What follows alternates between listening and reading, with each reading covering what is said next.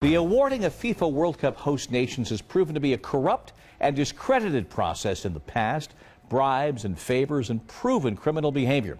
And the unraveling of those stories is not done, with Swiss prosecutors still sorting through financial records. Next year's World Cup will be in Russia, 2022 in Qatar. That selection rife with bribery, but the yet to be awarded 2026 World Cup has long thought to hold the promise of returning that event to the United States. The 1994 World Cup here set an attendance record that still stands. And in just over a half hour in Lower Manhattan, the official announcement that the United States will join with Mexico, a two-time host, and Canada to bid for a three-nation host role in 2026.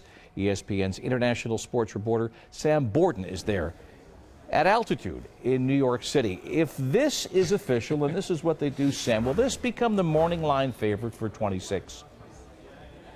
Yeah, absolutely. I think that what's going on today is politics 101 in several senses.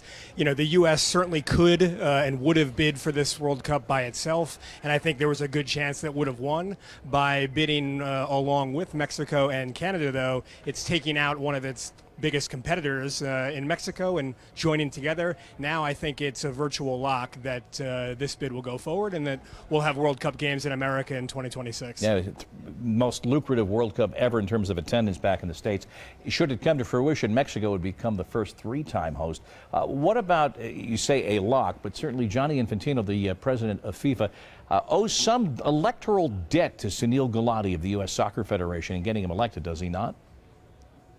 Yeah, no question. If you go back to the May election where Infantino replaced Sepp Blatter, there's no question at all that Sunil Gulati was the pulling the strings on the ballot where Infantino finally got over the line.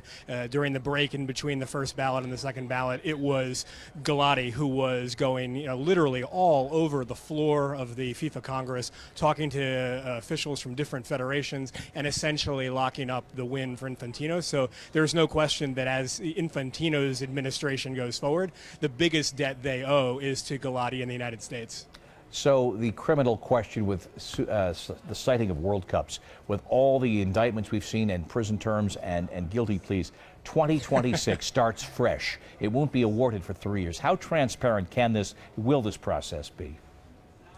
Well, I think that that's the big question with everything that FIFA does. And to me, the biggest sign of transparency is that they've gone away from having a small group, the executive committee, vote on where the World Cup is going to be held. That corrupt, vote that you referred to earlier with Russia and Qatar, that was essentially done by a bunch of guys in a back room.